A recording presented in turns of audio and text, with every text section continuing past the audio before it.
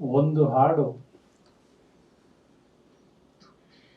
ಅನ್ನೋದು ಇವತ್ತು ಯಾರು ಹೇಳಕ್ಕಾಗೋದಿಲ್ಲ. ಹಾಡು ಏನಾಗುತ್ತೆ ಅನ್ನೋದು ರಿಲೀಸ್ ಆದಮೇಲೆ ಜನ ಹೇಳ್ತಾರೆ ಅನ್ನೋದಕ್ಕಿಂತನೂ ಹಾಡು ಅನ್ನೋದು ಮಾರ್ಕೆಟಲ್ಲಿ ಎಷ್ಟು ಇದೆ ಅಂದರೆ ನಮ್ಮ ಹಾಡನ್ನ ಹುಡ್ಕೋದಕ್ಕೆ ಒಂದು 5 ನಿಮಿಷ ಆಗುತ್ತೆ.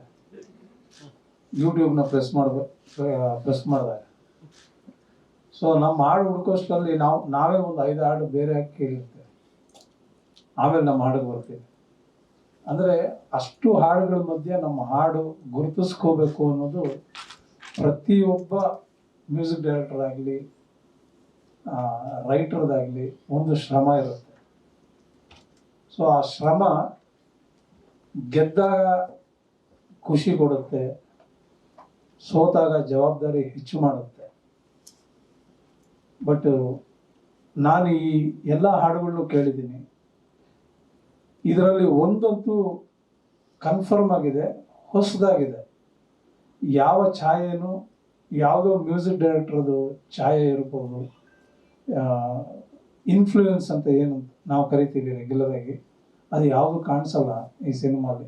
ಸೊ ಅದೇ ಮೊದಲನೇ ಗೆಲುವು ಋತ್ವಿಕ್ಗೆ ಮತ್ತೆ ತಂಡಕ್ಕೆ. ಅದು ಎಲ್ಲದೂ ಜವಾಬ್ದಾರಿ ಆಗಿರುತ್ತೆ. ಈ ಹಾಡು ಹೊರಗಡೆ ಬರಬೇಕಾದ್ರೆ ಒಂದು ನಿರ್ಮಾಪಕರಿಗೆ ಇರೋ ಟೇಸ್ಟ್ ಆಗಲಿ, ಡೈರೆಕ್ಟ್ರಿಗೆ ಇರೋ ಟೇಸ್ಟ್ ಆಗಲಿ, ಒಬ್ಬ ಮ್ಯೂಸಿಕ್ ಡೈರೆಕ್ಟ್ರು ಅವನು ಕೊಟ್ಟಿರುವಂಥ ಒಂದು ಅವನ ಹಾಡುಗಳಾಗಲಿ. ಸೊ ಇದು ಕೇಳಿದಾಗ ಒಂದು ಹೊಸತನ, ಹೊಸ ಕಡೆ ಕಾಲಿಡ್ತಾ ಇದ್ದಾರೆ ಅನ್ನೋದಂತೂ ಖಂಡಿತ ಗೊತ್ತಾಗುತ್ತೆ. ಸೊ ಈ ಹೊಸ ಹೆಜ್ಜೆಗೆ ಒಂದು ಹಾರ್ದಿಕ ಶುಭಾಶಯಗಳು. ಒಂದು ದೊಡ್ಡ ಜರ್ನಿ ಈ ಹೆಜ್ಜೆಯಿಂದ ಸ್ಟಾರ್ಟ್ ಆಗಲಿ ಋತ್ವಿಕ್ಗೆ ಮತ್ತು ತಂಡಕ್ಕೆ ಅಂತ ನಾನು ಶುಭ ಹಾರೈಸ್ತೀನಿ. All the best. Thank you. ಮೊದಲನೇದಾಗಿ Rithvik Kaikini debut music composition ಸಿನಿಮಾಗೆ ಅನ್ಸುತ್ತೆ. So all the very best. Harikrishna ಅವರು ಹೇಳಿದ ಹಾಗೆ 3 ಸಾಂಗನ್ನು ನಾನು ಕೇಳಿದ್ದೀನಿ, ಚೆನ್ನಾಗಿದೆ. ಯಾವುದೋ ಇದು ಕೇಳಿದ್ವಲ್ಲ ಅಂತ ಒಮ್ಮೊಮ್ಮೆ ಅನ್ಸುತ್ತೆ, ಆ ಥರ ಯಾವುದು ನನಗೆ ವೈಯಕ್ತಿಕವಾಗಿ ಅನಿಸಿಲ್ಲ. So all the 3 songs are good. ಆಮೇಲೆ ಅವರು ಲಿರಿಕಲ್ ವಿಡಿಯೋ ಮಾಡಿರುವ ಕ್ರಮ ಕೂಡ ಚೆನ್ನಾಗಿದೆ. ಸಹದೇವ್ ಆ್ಯಂಡ್ ರೂಪಾರಾವ್, ನಿಮ್ಮ ಎಫರ್ಟ್ ತುಂಬ, ಇಟ್ಸ್ ವೆರಿ ಗುಡ್. ತುಂಬ ಚೆನ್ನಾಗಿ ಮಾಡಿದಿರ lyrical video, it's very different. So and ಋತ್ವಿಕ್ಗೆ it is real challenge. Jayant Kaikini ಅವರಿಗಾಗಲೇ ಬಹಳ ದೊಡ್ಡ ಹೆಸರು. ಅವರ ಶ್ಯಾಡೋ ಇಂದ ಬರಬೇಕಂದ್ರೆ ಋತ್ವಿಕ್ ಬಹಳ ಎಫರ್ಟ್ ಹಾಕ್ಬೇಕು ನೀವು. It's not easy.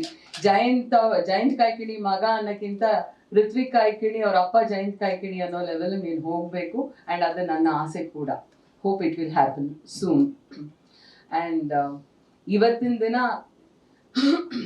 ಸಿನಿಮಾ ಮಾಡೋದು ಏನು ತಮಾಷೆ ಅಲ್ಲ. ನಾವು ಏನೇ ಕ್ರಿಯೇಟಿವಿಟಿ ಯಾವುದೇ ಕ್ರಮದಲ್ಲೂ ತುಂಬ ಲೈಟಾಗಿ ನಾವು ಮಾತಾಡಿದ್ರು, ಸಿನಿಮಾ ಅನ್ನೋದು ಕ್ರಿಯೇಟಿವಿಟಿಯ ಜೊತೆಗೆ ವ್ಯಾಪಾರ ಕೂಡ.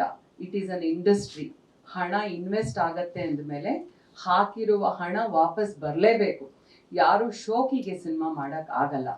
ಪ್ರಪಂಚದಾದ್ಯಂತ ಎಲ್ಲ ಭಾಷೆಗಳ ಸಿನಿಮಾನು ಎಲ್ಲರಿಗೂ ಇವತ್ತು ದಕ್ಕತ್ತೆ. ಎಷ್ಟೊಂದು OTT ಪ್ಲಾಟ್ಫಾರ್ಮ್ಸ್ ಇದೆ. ಸಬ್ ಟೈಟಲ್ ಅಲ್ಲಿ ಎಲ್ಲರೂ ಎಲ್ಲ ಭಾಷೆಯ ಸಿನಿಮಾ ನೋಡ್ತಾರೆ.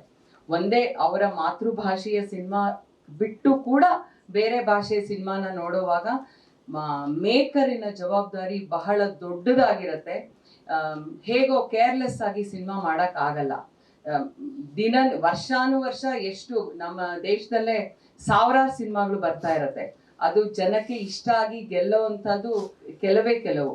ಅದರಲ್ಲಿ ಈ ಸಿನಿಮಾ ಒಂದಾಗ್ಲಿ ಅಂತ ನಾನಾದ್ರೂ ಭಾವಿಸ್ತೀನಿ. ಆ್ಯಂಡ್ ಈ ರೂಪಾರಾವ್ ಮತ್ತೆ ಸಹದೇವ್ ತುಂಬಾ ಆನೆಸ್ಟ್ ಅಟೆಂಪ್ಟ್ ಮಾಡುವ ಫಿಲ್ಮ್ ಮೇಕರ್ಸ್. ಈ ಹಿಂದೆ ರೂಪಾರಾವ್ ಅವರ ಗಂಟು ಮೂಟೆ ಕೂಡ ನಾನು ನೋಡಿದ್ದೆ, ತುಂಬಾ ಚೆನ್ನಾಗಿ ಮಾಡಿದ್ರು. ನಾನು ಕೂಡ ಆಕೆಗೆ ನಮಗಾಗಿ ಬರೀರಿ, ಡಿರೆಕ್ಟ್ ಮಾಡಿದ್ದೀನಿ ಅಂತ ಕೂಡ ಕೇಳ್ಕೊಂಡಿದ್ದೀನಿ. And very honest team. All the very best Roopa, Sahadev and to Rithvik Kaikini. Thank you so much.